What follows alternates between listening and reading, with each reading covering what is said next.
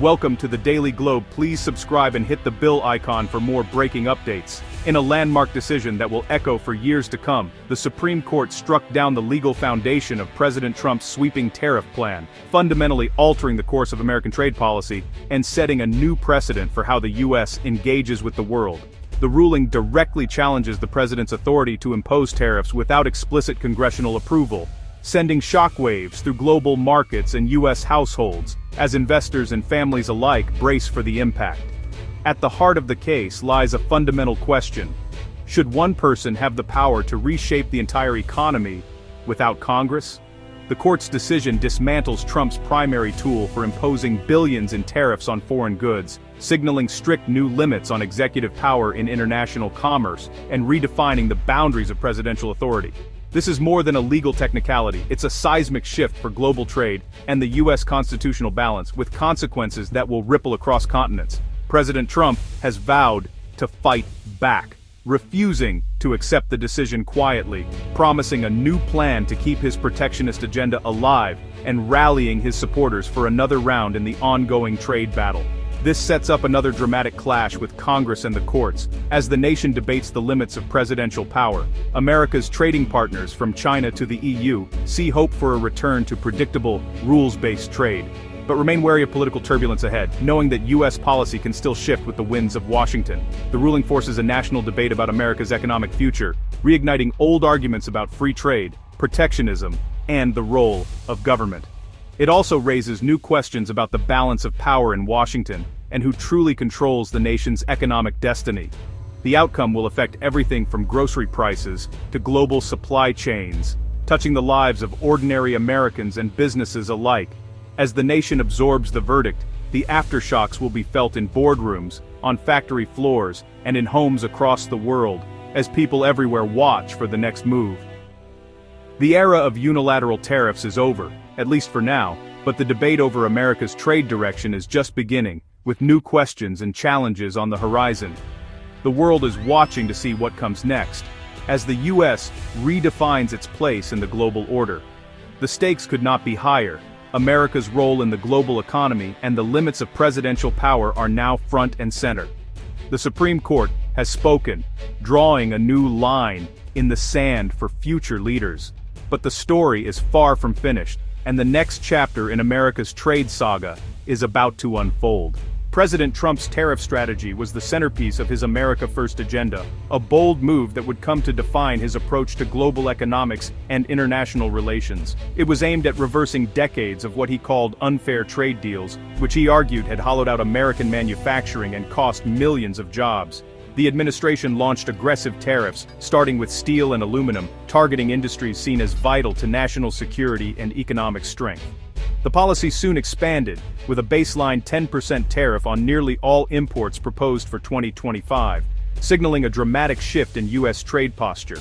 China, the EU, India, and even close allies face steep duties, sparking tensions and uncertainty in global markets. The White House sought leverage for new trade agreements, hoping to force trading partners back to the negotiating table on more favorable terms.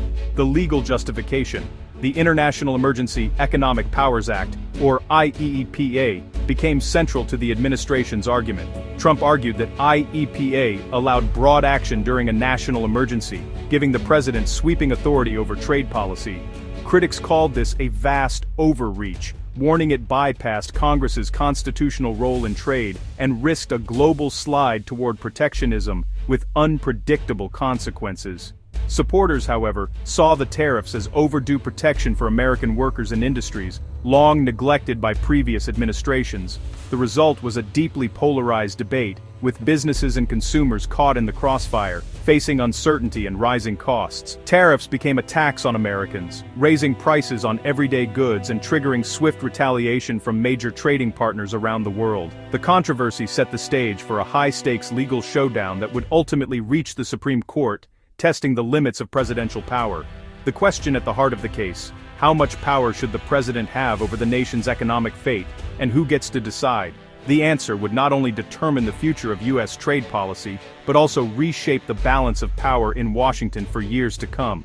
The Supreme Court case centered on a core constitutional question: who controls trade policy?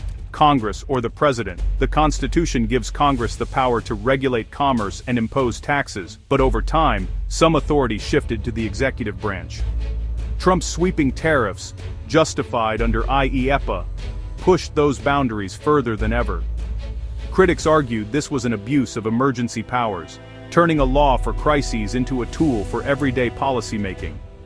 During oral arguments, justices expressed concern about unchecked executive power and the erosion of congressional authority.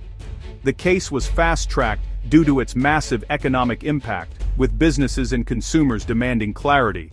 The court's decision would define the balance of power in U.S. economic governance for a generation. In a landmark 6-3 decision, the Supreme Court ruled that President Trump's use of the International Emergency Economic Powers Act, or IEEPA, to impose broad tariffs on imports exceeded the authority granted by Congress. The ruling marks a significant check on executive power, sending a clear message about the limits of presidential authority in matters of trade. Chief Justice Roberts, writing for the majority, explained that while EPA gives the president significant power to respond to national emergencies, it was never intended to authorize sweeping unilateral changes to the nation's trade policy or to bypass Congress's constitutional role in setting tariffs. The majority opinion warned that allowing a single branch of government to impose massive taxes or tariffs would undermine the Constitution's carefully constructed balance of powers and could set a dangerous precedent for future administrations. As a result, the ruling immediately invalidates the 10% baseline tariff and casts doubt on the legality of other duties imposed under the same emergency authority, leaving many businesses and importers in a state of uncertainty. Trump called the decision devastating, vowing to pursue alternative legal strategies using narrower trade laws and promising his supporters that he would continue to fight for American industries. The White House is now scrambling to rebuild its tariff framework from the ground up, but any new approach will be slower, more complex, and likely to face additional legal and political hurdles in the months ahead. The decision hasn't ended the trade war. It's forced a dramatic change in tactics, with both sides reassessing their strategies and the global market watching closely. The future of U.S. trade policy is now a battleground of legal maneuvering, political debate, and deep uncertainty, as lawmakers and the administration grapple with the new legal landscape. The administration's next moves will shape the economic landscape for years to come, affecting businesses, workers, and consumers across the country. The Supreme Court has redrawn the limits of presidential power in trade, setting a precedent that will echo through future administrations and reshape the nation's approach to economic policy.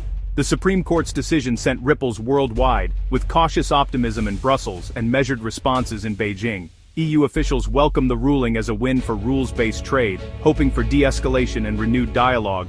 China signaled a wait-and-see approach, watching for real policy changes from Washington. Other nations, like the UK and Brazil, face renewed uncertainty but hope for more stable trade relations. Brazil, having recently secured tariff relief, sees the ruling as a chance to prevent future disruptions. India, Japan, and South Korea are closely monitoring US policy shifts.